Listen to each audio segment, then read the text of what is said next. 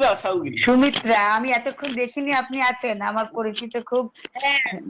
আমি খুব আপ্লুত গর্বিত যে অনিন্দিতাদি রয়েছেন এবং সবচেয়ে বড় কথা আরণ্যক বাবু রয়েছেন, হ্যাঁ আরো গুণীজনরা রয়েছেন।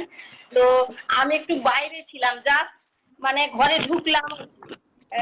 আচ্ছা, আমি এখন নামটা দেখেই ভাবছি ঠিক আছে, বলুন। হ্যাঁ আমার ভালো ভীষণ লাগছে ভালো দেখে। লাগছে। মানে এগুলোই হয়তো আপনি শুনেছেন আমার কথা, আমার কবিতা শুনেছেন যখন বললেন? হ্যাঁ আমি শুনেছি, দারুণ করেছেন, খুব সুন্দর, ভালো লেগেছে। তো আরো বাড়িতে থাকলে হয়তো মনোযোগী হতে পারতাম, তো আমি একটু বাইরে ছিলাম আর কি। ঠিক আছে করুন, আপনি এসেছেন সেটাই। তো সবাইকে আমার শুভেচ্ছা, নমস্কার।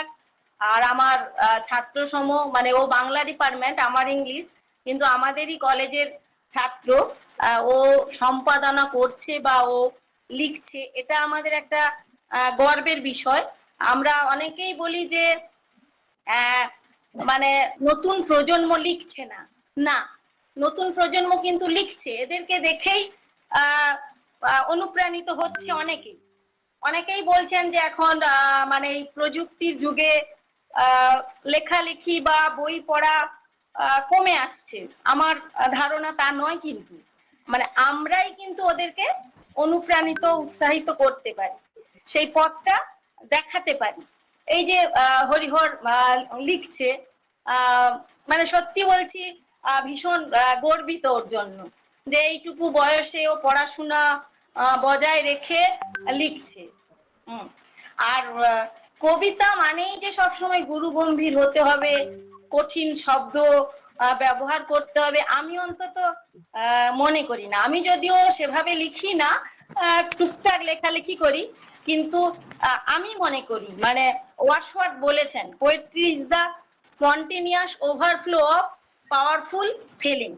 তো সেটা মেনেই আমিও আমার মতো করে ছোট ছোট কবিতা আপনাদের দেখেই লিখতে শিখেছি, লিখছি, শিখছি, প্রতি মুহূর্তে কিন্তু শিখছি। সবচেয়ে বড় কথা এই যে আপনাদের পেয়েছি, এটাই সবচেয়ে বড় ব্যাপার, ভালো লাগা।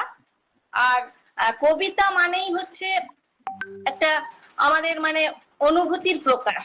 কবিতা আমাদের চিন্তায়, চেতনায় আঘাত করে, মানে আমাদেরকে সহানুভূতিশীল করে।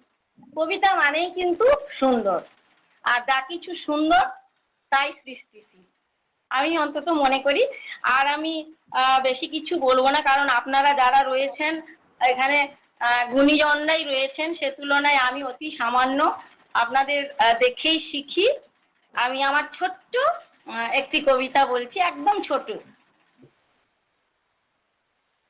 তোমাকে সাজাতে পারিনি, চেষ্টাও করিনি তেমন, নিজেকেও সাজাইনি, তবু দেখো আমাদের ভালোবাসা কি ভয়ঙ্কর ভাবে সুসজ্জিত। একদম ছোট অনুকবিতা। তো আমি খুব সুন্দর। আরেকবার সুমিত্রা আরেকবার বলুন তো, কবিতাটা আরেকবার বলুন।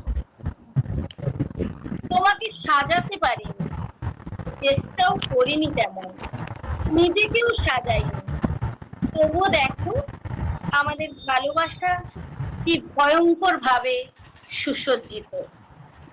আবার প্রথমে ভয়ঙ্কর শব্দটা একটু কানে লেগেছিল, কিন্তু পরে মনে হলো এটা একটা চ্যালেঞ্জ, যে কেউই নতুন করে নিজেকে সাজিয়ে গুছিয়ে রিপ্রেজেন্ট করছে না, কিন্তু একেবারে টেরিফিক ভাবে আমাদের ভালোবাসাটা জেগে আছে অন্তত দুজনের কাছে। Hats off, hats off. এই ভয়ঙ্কর শব্দটা সুনীল গাঙ্গুলি সুন্দরের আগে ভয়ঙ্কর দিয়েছিলেন, ভয়ঙ্কর সুন্দর। এখানে আমি নতুন করে আবার শিখলাম, আমি এতদিন লিখেও নতুন করে শিখলাম ভয়ঙ্কর ভাবে সুন্দর। তুমি দেখো আমাদের ভালোবাসা কি ভয়ঙ্কর ভাবে সুন্দর। Hats off, hats off. আপনাদের দেখে আমি আপনার ভীষণ ফ্যান। আমার কার ফ্যান? আরণ্যক বাবুর আমি ফ্যান। পরিচয়ের বয়স যখন 16 সঠিক, আমরা তখন প্রেমে পড়ব, মনে থাকবে একদম বুকের মধ্যে মস্ত বড় ছাদ থাকবে, শীতল পাটি বিছিয়ে দেব, সন্ধ্যে হলেই বসবো দুজন, একটা দুটো খসবে তারা, হঠাৎ তোমার চোখের পাতায় তারা চোখের জল গড়াবে, কান্ত কবির গান গাইবে, তখন আমি চুপটি করে দু চোখ ভরে থাকবো চেয়ে। এই জন্মের পারিপাট্য, পরের জন্মে কবি হব, তোমায় নিয়ে হাজার খানেক গান বাঁধব, তোমার এমন ওষ্ঠ নিয়ে নাক ছাবি আর নকুর নিয়ে গান বানিয়ে বেলায় বেলায় মেলায় বেলায় বাউল হয়ে ঘুরে বেড়াবো, ঘুরে বেড়াবো। মনে থাকবে, আজ যা কিছু হই বা না হই, পরের জন্মে তিতাস হব, দোলমঞ্চের আবির হব, শিউলি তলার দুর্ব হব, শরৎকালের আকাশ দেখার অনন্ত নীল সকাল হব।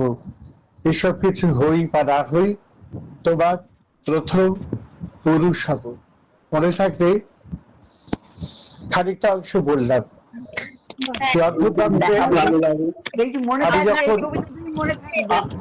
আমি যখন ইউরোপে কবিতা পড়তে গিয়েছিলাম, বার্লিনে এক ভদ্রমহিলা আমাকে জিজ্ঞেস করেছিলেন যে আমার চোখের সামনে কি মনে থাকবে কবি আনন্দক বসু দাঁড়িয়ে আছেন। আমি ধুতি পাঞ্জাবি, বিদেশে গেলে আমি ইষ্টি করে ধুতি পাঞ্জাবি পরি, আমার সামনে দাঁড়িয়ে তিনি বলেছিলেন, আমার মনে হয়েছিল 14,000 কিলোমিটার দূরে। এই হচ্ছে কবিতার শক্তি। আপনি বললেন না যে যা কিছু সুন্দর, আমরা বলি দিনটা যেন কবিতার মতো সুন্দর হয়, শিশুটা যেন কবিতার মতো সুন্দর, কোন নারীকে সুন্দর বললে আমরা বলি কবিতার মতো সুন্দর, তাই না? সুন্দর আর কিছু হয় না। সেই জন্যই আমার মনে হয় কবিতার শক্তি এই জায়গাটায়।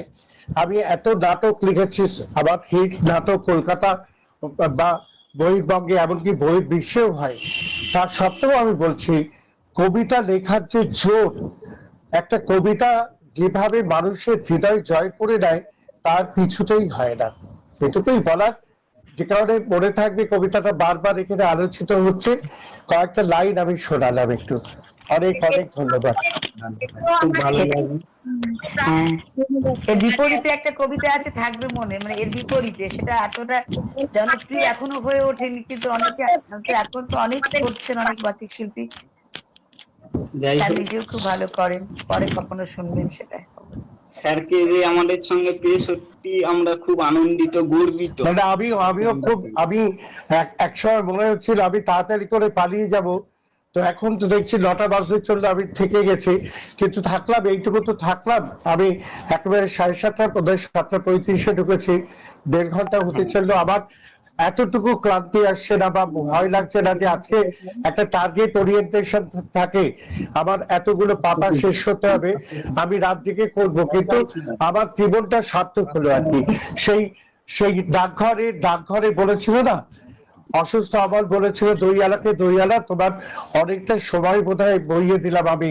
বললো না বাবা না, আমার একটু সময় যায়নি, আমার দুভার দই হয়তো কম বিক্রি হলো, কিন্তু দই বিক্রি করতে যে এত আনন্দ, এ কথা তোমার কাছে আমি প্রথম শিখলাম, জীবনে আমি প্রথম জানলাম। একজন অভিজ্ঞ দইয়ালা ব্যবসায়ী, সে একটা অপাপবৃদ্ধ বালকের কাছে শিখছে যে দই বিক্রি করতে গিয়ে, আমার চোখে জল আসছে, যে দই বিক্রি করতে গিয়ে এত আনন্দ, তা আমি তোমার কাছে প্রথম শিখলাম।